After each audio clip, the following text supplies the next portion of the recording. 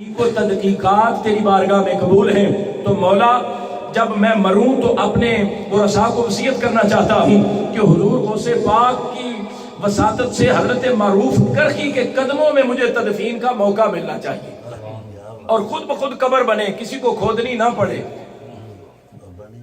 قبر بنی ہوئی ہے، وہاں پہ لکھا بھی یہ ہوا ہے کہ یہ قبر کسی نے کھودی نہیں تھی، کسی نے مٹی نہیں نکالی تھی، خود بخود رات کے اندھیرے میں تیار ہو گئی۔ جا وہاں پہ تاریخ رقم ہے۔ اچھا، حضور غوث پاک نے کہا تیری مرضی کا قبرستان، قبر بھی تیری مرضی کی۔ کہنے لگا جی ٹھیک ہے۔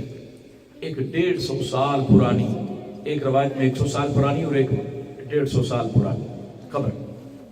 ہم ماننے والے ہیں تو ہم زیادہ ہی مانیں گے نا، 150 سال کی بات کریں گے۔ پہنچے، کہا جناب یہ بندہ آپ زندہ کریں۔ حضور غوث پاک نے فرمایا یاد رکھو میں نبی تو نہیں نا، نبی کا صحابی بھی نہیں، میں تابعی بھی نہیں، تبع تابعی بھی نہیں، میں غلام اور بہت نیچے ہوں۔ بات یہ ہے کہ یہ بتا، یہ جو کام اور ہنر سر انجام دیا کرتا تھا، جو ورک کیا کرتا تھا دنیا میں، جس شعبے میں تھا، وہی کرتا ہوا اٹھے یا اسی طرح اٹھ جائے؟ کیا بات۔ اب عیسائی پریشان ہو گیا۔ عیسائی نے کہا جناب وہی کرتا ہوا اٹھے تو پھر تو کیا بات ہے، پھر تو کیا بات ہے۔ کہا کیا کام کرتا تھا؟ کہا جناب یہ تو نہیں پتا۔ لوگوں نے کہا یہ تو نہیں پتا، مگر اس کے گھر والے 150 سال بعد بھی اس کی نسل چلی آ رہی ہے، وہ طبلے سرنگیاں بجاتے ہیں، تو اس سے ثابت ہوتا ہے کہ یہی کام کرتا ہوگا۔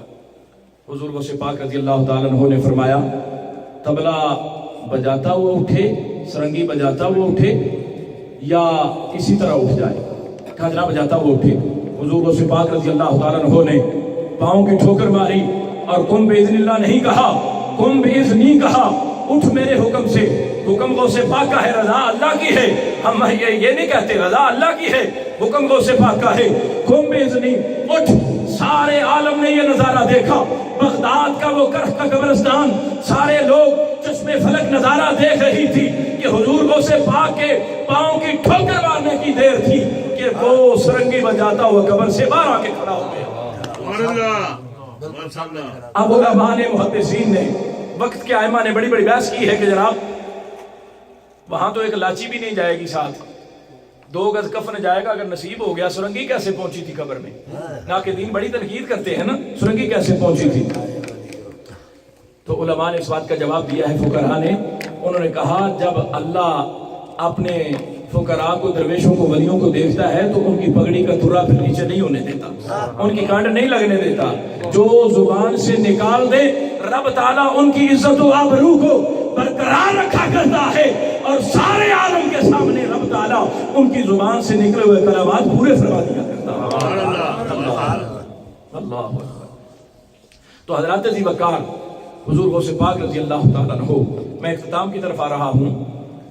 آپ کا بڑا مشہور معروف واقعہ، بڑا معروف واقعہ، آپ نے اپنی والدہ سے کہا کہ میں مدینہ شریف جانا چاہتا ہوں۔ مدینہ شریف کے قافلے گزرتے بغداد شریف سے، تو ان کے ساتھ شامل ہو کے جانا چاہتا ہوں۔ کہا نہیں ساتھ نہیں جا سکتے۔ کہا ماں اگر میں ساتھ نہیں جا سکتا تو کیا میں چھت پہ چڑھ کے اس کی زیارت کر لوں، اس گرد و غبار کی زیارت کر لوں؟ ایسے تو نہیں نا حضور کی 11ویں مناتے، یہ تعلیمات انہوں نے دی ہیں۔ کہا ٹھیک ہے جاؤ۔ دوپہر کا وقت تھا، قافلے دیکھتے رہے، گرد و غبار اڑتا رہا، آپ زیارت سے مستفید ہوتے رہے۔ شام کے اندھیرے چھانے لگے، اندھیرے تو چھا گئے مگر حقیقت کے اندھیرے چھٹ گئے۔ نگاہوں کے سامنے، عین سامنے، دائیں جانب خانہ کعبہ بیت اللہ نظر آ گیا اور بائیں جانب روضہ رسول نظر آ رہا۔ سبحان اللہ، اللہ اکبر۔ پھر حضور غوث اعظم رضی اللہ تعالیٰ عنہ، آپ نے حصول علم کے لیے زانو تلمذ طے کرنے کے لیے جانے کی اجازت چاہی۔ پرائمری کی اسکول کی کتابوں میں پاکستان میں ہم یہ واقعہ پڑھا کرتے تھے، اب ان نصابوں سے نکال دیا گیا ہے۔ یہ وقت وہ جا رہا ہے کہ جس کے متعلق حضور سرور کائنات نے فرمایا تھا، ویسے تو حضور نے فرمایا میرا دین غریبوں میں رہے گا۔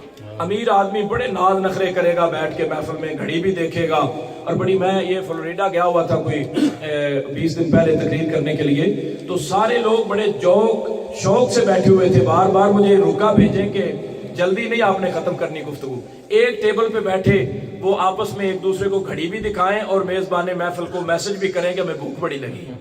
تو حضور نے فرمایا میرا دین غریبوں میں رہے گا، غریب میرے دین سے محبت کرنے والے ہوں گے اور محبت کرتے رہیں گے. حضرات محترم، حضور سرور کائنات فخر موجودات صلی اللہ تعالی علیہ وسلم کے تصدق کو طفیل حضور غوث اعظم رضی اللہ تعالیٰ عنہ، میں عرض کر رہا تھا کہ وہ نصاب سے نکال دیا گیا. حضور سرور کائنات نے فرمایا ایک وقت آئے گا کہ اسلام کا جسم رہ جائے گا، روح نکال لی جائے گی، ایک ڈھانچہ رہ جائے گا. وہ وقت جا رہا ہے جب نصاب سے اس طرح کی کتابیں نکال لی جائیں، اس طرح کے مضامین نکال لیے جائیں. وہ مضمون آپ نے بڑا مشہور بھرو واقعہ سنا ہوا ہے، میں اپنے رنگ میں اس کو سنا کے اختتام کرتا ہوں. اجازت مانگی اور 40 دینار آپ کے کرتے کے نیچے سی دیے. کہا بیٹا اگر میرے بیٹے ہو، فاطمہ ام الخیر کے بیٹے ہو، فاطمہ کی بیٹی فاطمہ ام الخیر کے بیٹے ہو، اور ابو صالح موسیٰ جنگی دوست کے لخت جگر ہو، شیخ عبداللہ سومئی کے نواسے ہو، تو پھر کبھی زندگی بھر کسی کے ساتھ کلام کرتے ہوئے جھوٹ نہ بولنا، کذب بیانی نہ کرنا. اللہ جھوٹے پر لعنت کیا کرتا ہے، لعنت اللہ علی الکاذبین. اس سے ہر وقت بچنا ہے، ہر حال بچنا ہے، ورنہ میں تجھے معاف نہیں کروں. کہا ٹھیک ہے اماں، میں وعدہ کرتا ہوں میں اسی طرح ہی کروں گا، میں جھوٹ کی زیر زبر شد مت اپنی سوچ میں بھی کبھی نہیں لاؤں گا. قافلے کے ساتھ روانہ ہوئے، راستے میں ڈاکو پڑے، چھریاں خنجر جو بھی جدید اسلحہ اس کے دور کا رائج الوقت اسلحہ تھا وہ انہوں نے نکالا، قافلوں کو لوٹنا شروع کر دیا. جب ڈاکو پہنچے نا حضور غوث پاک کے پاس، جو کہ کم سن تھے، چھوٹی عمر تھی، چھوٹی عمر بھی تھی مگر اللہ کے ولی کامل تھے، مادرزاد ولی تھے نا. تو آ کے کہا جناب آپ کے پاس کیا ہے بیٹا؟ میں کہا کرتا ہوں حضور غوث پاک نے کہا ہوگا، چونکہ ان کی دنیا ہی بدلنی تھی نا، آپ نے کہا ہوگا جہاں پہ آگے ہو یہیں پہ سارا کچھ ہے. جب کہا تھا نا آپ کے پاس کیا ہے تو کہا ہوگا جو کچھ بھی ہے آج میرے پاس ہی ہے تمہارے لیے. کہا 40 دینار ہے میرے پاس. تلاشی لی، نظر نہیں آئے، پکڑا، سردار کے پاس لے گئے اور احمد عبداللہ بدوی اس کا نام، اب وہ رحمت اللہ علیہ لے گئے.